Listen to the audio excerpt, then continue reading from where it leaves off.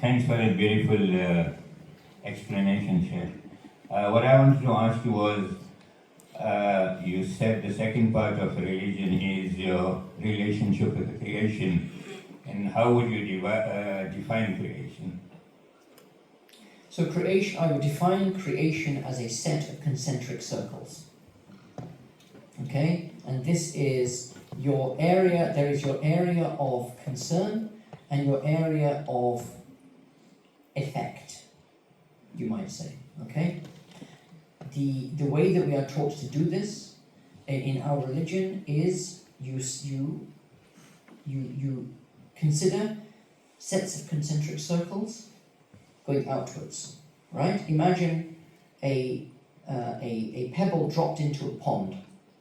Okay, the ripples start off quite big, right? When the circle is quite small, and as it goes outwards, the circle gets bigger, the ripples get smaller, but they reach the end of the pond. They reach the end of the pond. So creation means creation. It really does mean creation. This is the meaning of being Khalifatullahi fil ard.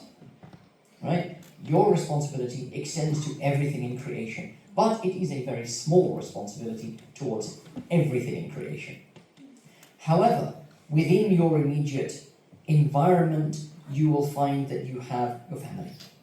You will find you have your patients, your individual patients that you are treating. You will find, your work colleagues, for example. And so for example, Imam Nawawi, the great scholar, scholar of the Shafi'i method, and the author of the works of hadith, the 40 hadith. Most of you have probably got somewhere in your bookshelf. If you go and look, you will see 40 hadith of Imam Nawawi. Imam Nawawi talks about when he talks about the hadith that whoever believes in God in the last day, let them treat their neighbor well, or them honor thy neighbor. He says, who is your neighbor? And he has a lengthy commentary in some of his other works. He has a lengthy commentary on the concept of neighbor. Who are your neighbors? Well, your first neighbor is the one you share a bed with.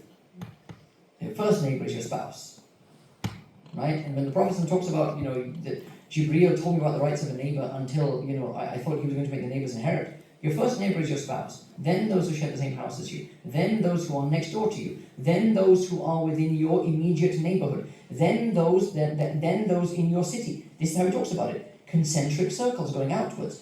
Then he talks about those who are permanently neighbor or geographically neighbors, and then those who are opportunistic neighbors. You are in, this is South Africa, I can't talk about being on the bus, can I?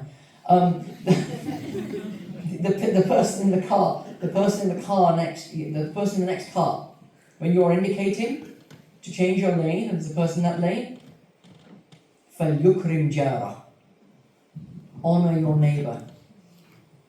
That is your neighbor, right? The people in your colleagues at work, the porter who tidies up the room, that is your neighbor.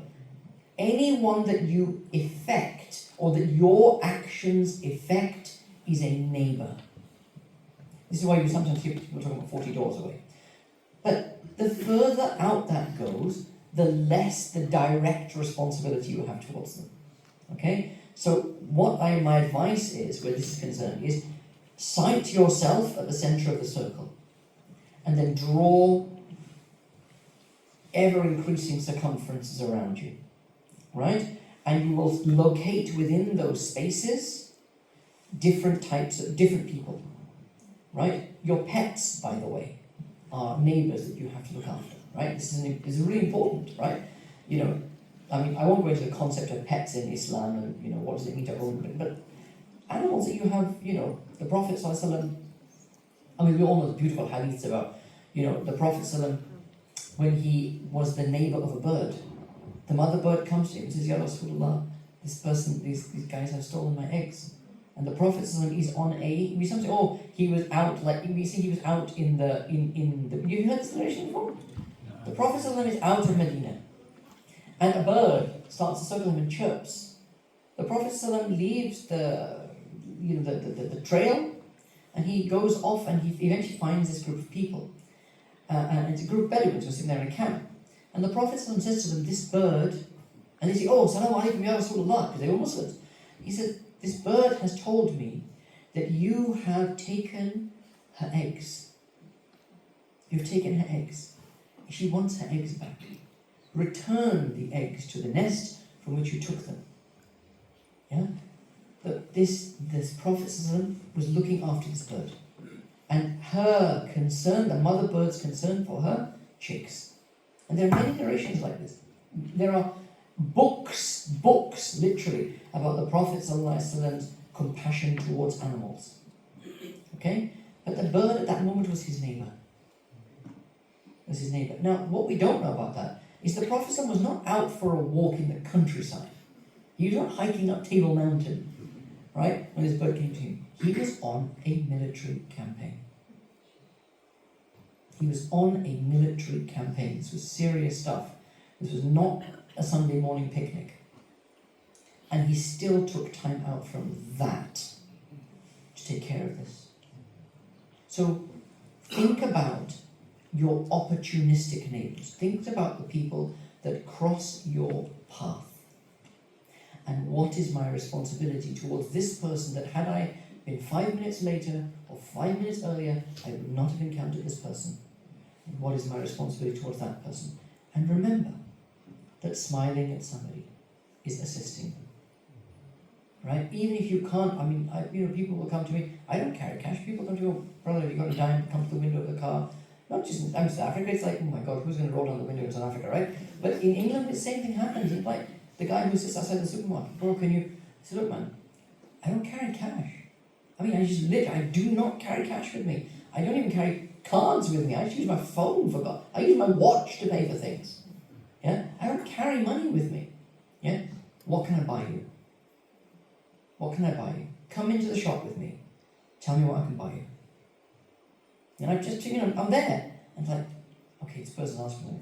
Come on. And I'll take them into the shop with me and say, do your shopping. I'll pay for it. Yeah? Just a little opportunity, because the opportunity's passed your way. And you won't remember it, and I won't remember it, but remember one thing. The thing that will be your golden ticket into paradise will almost certainly be something that you do not remember. It will be a random act of goodness that you did that you will not remember. You've done it and going, next thing I'm doing in my life. Yeah? It won't be the big thing that you did.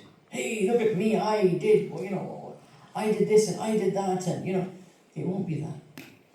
It'll be the thing that you don't remember, but God remembers. Yeah? That is the thing. So do not miss any opportunity to do goodness. Even if it is the tiniest amount.